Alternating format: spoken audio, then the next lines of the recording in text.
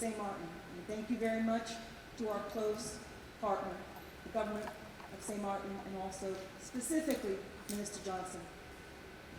We've had the opportunity to work closely together now for a year. He has given us a tremendous amount of time and energy. And as you know, partnership takes time. True friends communicate. To just give you a little bit of an overview as it relates to the cruise industry, while we've been saying for the past 30 years we're a young industry, we truly are a young industry. We're only going to host 30 million passengers globally this year. And the cruise industry is growing globally. It's all over the world. China, Europe, Alaska. Caribbean still accounts for a third of our world deployment. But when I say a young industry, compare it to a destination like Orlando that hosted 70 million guests last year. Our 30 million, we've only tapped 2% of the world population. We're growing. And the cruise industry is putting its bucks behind the growth to the tune of 70 vessels over the next 8 years. 240 lower berths. That's a lot of passengers. Looking to the future, where does St. Martin and the cruise industry rank? I don't think any destination has ever been closer to the cruise industry and the cruise lines than St. Martin. I did a little bit of an analysis of a timeline only since I've been here. Of course, a lot of people, as I met one of my friends, he said, "You're still here." Yes, I'm still alive, and I'm blessed to be working for the best industry in the world.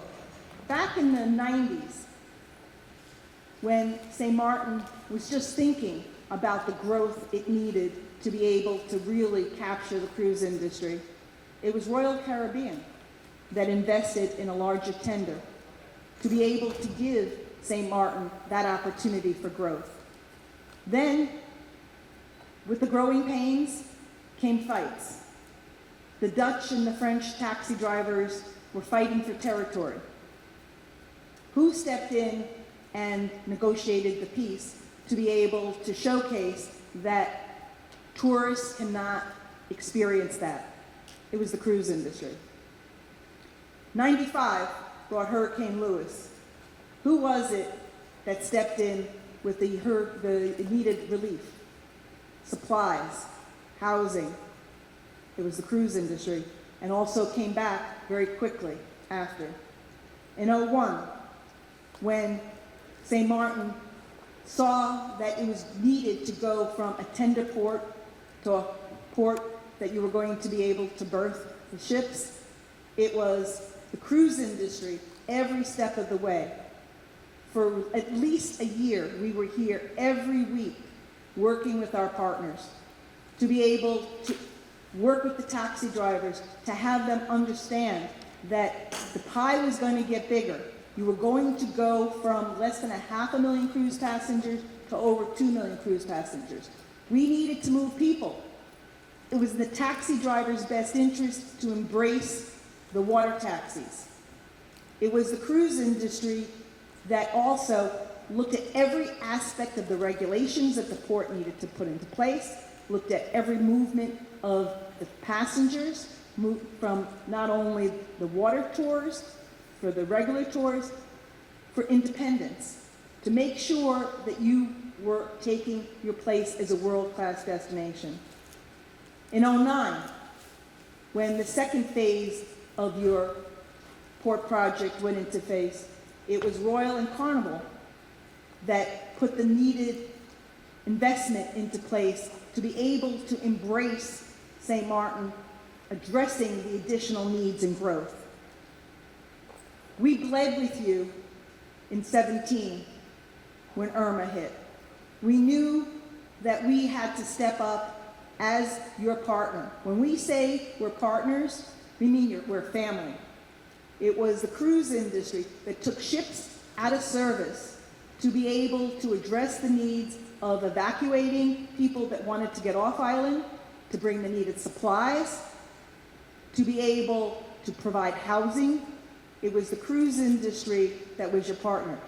And we did something that we had never done before. We spent $1 million on an advertising campaign to showcase that St. Martin was coming back. And every step of the way, we showcased that St. Martin was not gone. Do not forget, it was going to be better than before.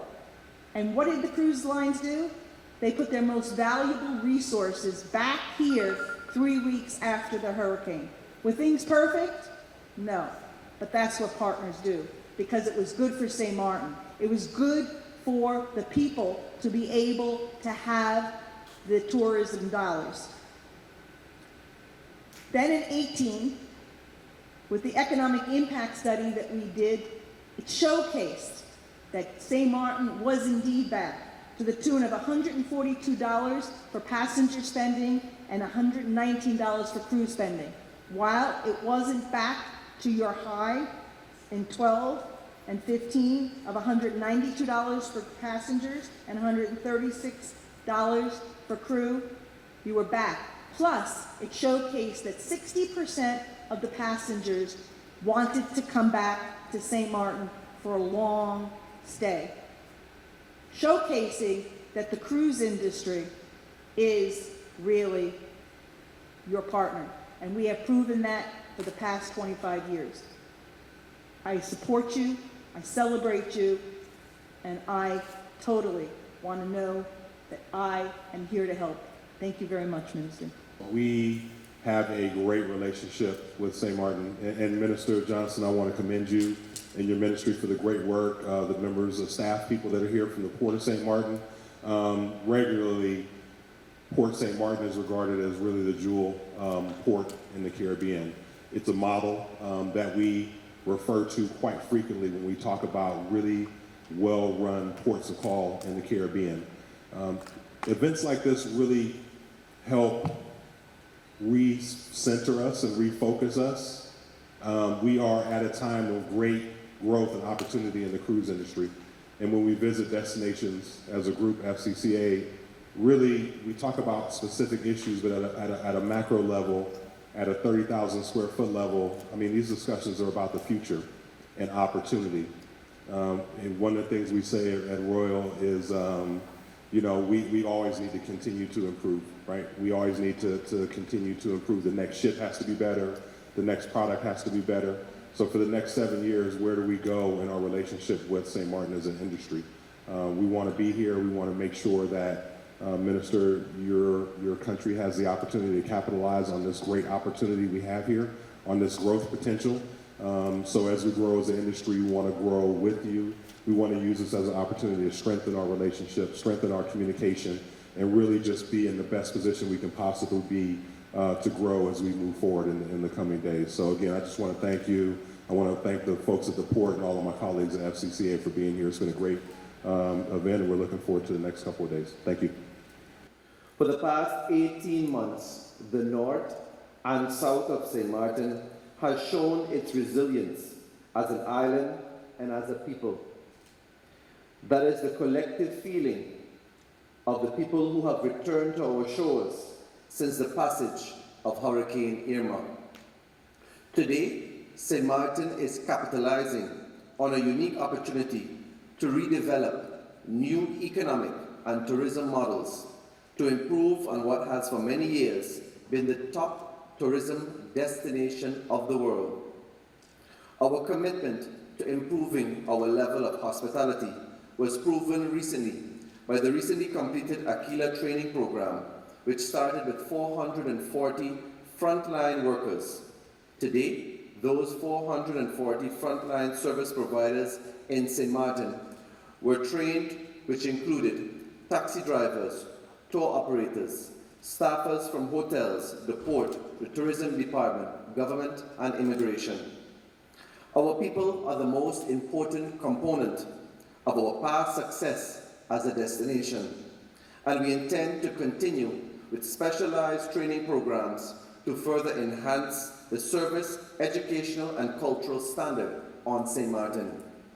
At present, 61% of all Dutchside hotels and timeshare units have been restored, with final preparations being made for the completion of the construction on the 450-room Planet Hollywood Hotel, Resort, Casino and Spa. The improvements are visible on both sides of St. Martin, as our partners on the north side have restored 36% of their hotels and timeshare units, and many of the world's most excellent restaurants are back online in Grand Cars. Through our collective challenges, St. Martin, French and Dutchside have returned to a familiar voice as a destination. And as we have already been reaping the fruits of our cooperation agreement we signed a year ago to combine our efforts towards improving our destination marketing.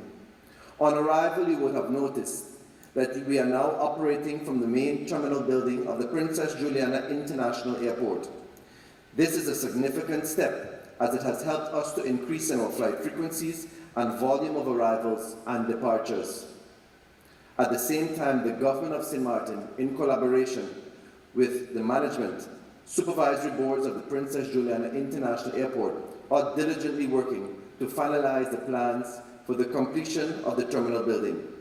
At present, we are simply days away from the completion of the end of Phase 2 of the US $14 million roof restoration program, as we are gearing up for the return of operations to the remaining parts of our terminal building, which will include USP clearance upon its full restoration.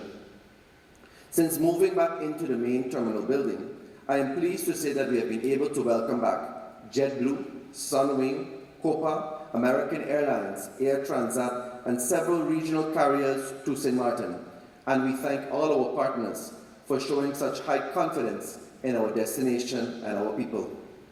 Another essential part of the redevelopment of St. Martin has been the diversification and looking beyond existing markets. This year, expect exciting summer and fall packages and deals from our tourist office, as we also continue to encourage selling St. Martin, which in the near future will include extended hours for cruise ships and the deployment of additional cruise vessels in the summer months as well. We are pleased to be hosting the Fcca Pamac conference, which will allow our partners to witness the economic activity that has increased significantly, with 279 new registered businesses and over 100 restaurants reopened, and St. Martin has started to attract many major business-related activities and events. Also worth mentioning is the waves being made in the cruise industry. The cruise arrivals has risen dramatically, with a recorded 84.4% increase in arrivals in the first quarter of 2019 compared to the same period a year ago. We have celebrated inaugural calls of several ships at the St. Martin Harbour, and we've also provided home porting facilities to services such as Star Clipper, Seabourn, Windstar Cruise Lines, and Spirit during the winter period of 2018. I want to thank all Fcca members and its platinum members for enabling us to host this fantastic conference this year. And I look forward to welcoming all of you back to St. Martin, time and time again, as we continue to showcase what makes us the best tourism destination in the world. Thank you. My question is for the Minister of TIAT, and so is the President of the Fcca. Minister, what are you hoping to achieve by hosting this conference on St. Martin? And for the President of Fcca, what are you hoping to be realized at the end of the conference overall? Thank you, Mr. Cerulean. Excellent question. Of course, St. Martin is pleased to host this event, not only because of its economic value for our country, but more so afford us the opportunity to have those discussions, those thought-provoking and engaging conversations, and see what's the latest trends in the industry, and making sure that we continue to remain in sync with our partners. St. Martin has always been at the forefront of the cruise industry. Hosting this event, again, solidifies St. Martin's unwavering commitment to see that cruise tourism continues to flourish on St. Martin. We remain committed to that. So of course the Ministry of TIAD is pleased to have hosted this event in collaboration with Port St. Martin. We are pleased to welcome all Platinum members. As you know, the lead up to this event started with several other events, the event in January as well. And of course, we're pleased to have seen that that event in January now further supported by this event. The reason for being actually at the event in January, which was the Cruise Summit, shows that St. Martin is indeed continuing to lead the charge in the cruise industry, and by having our partners here, having the discussions, that we take St. Martin further into what the cruise industry can offer us as a destination and as our people and opportunities afforded to them. If I could ask the cruise executives present to just stand.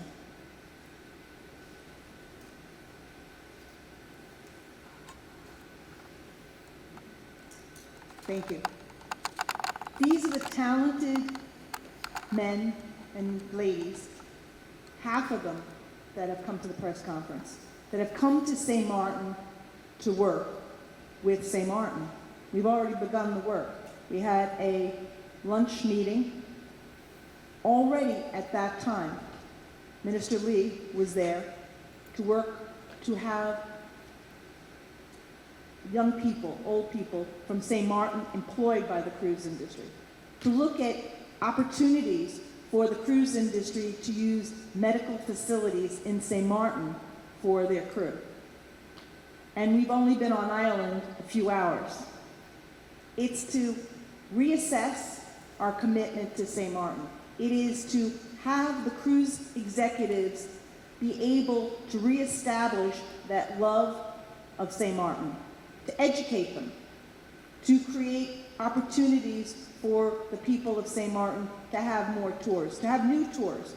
So it's to empower St. Martin to be able to earn more economic impact.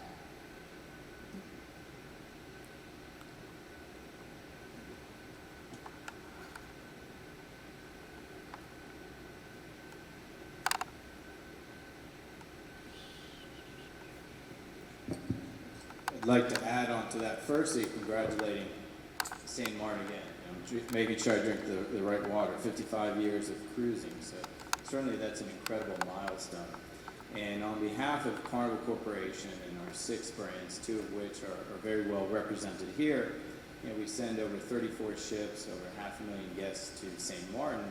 We're extremely proud of our partnership and collaboration with St. Martin.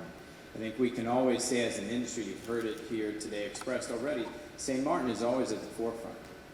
If you look back over the last certainly 10 and 15 years, they continue to make the investments in the people and the infrastructure in the port, and making sure they're talking to the industry, understanding what it is that the guests and the crew want and look for in the experiences of St. Martin. And I think it's always a challenge once you reach a level that St. Martin has in terms of the guest experience, the guest crew, and the ratings, as you'll talk to any of our deployment or port operations team here. The challenge is remaining there because everyone else is always going after St. Martin. So when you hear within the industry what a great job St. Martin has done, and you can look at all the examples on the infrastructure from building the initial pier in early 2000 to the expansion in 2008, 2009, to working with the water, taxi, and transportation, making sure that those guests can make their way around the beautiful bay, ensuring that you have an incredible boardwalk, having the amenities there, working with the taxi associations, having a great experience. The crew love it. So when the crew love it, certainly that resembles on board. And the guests love it. So for us, we've been proud to make the investments and work with the people of St. Martin, both within the port, outside of the port, celebrating last year, the Rockland Estate Rainforest Adventure. So what we'd like to say is certainly St. Martin is never asleep. Obviously, there was very unfortunate events in 2017 with the hurricane, as Michelle alluded to. We were there to support St. Martin. That hasn't stopped. We won't stop. St. Martin is critical for us when you look at the deployments that we have in this region. So whether those are ships that are sailing from the U.S. home ports, or for us, many of the ships that are sailing in the region that come over seasonally from Europe to home porting from Seabourn brand and so forth. So we would certainly like to commend the people, the port, and the government of St. Martin for continuing to make those investments working and listening to the industry. So I'd like to thank you on behalf of all of our company and our guests and crew who visit St. Martin.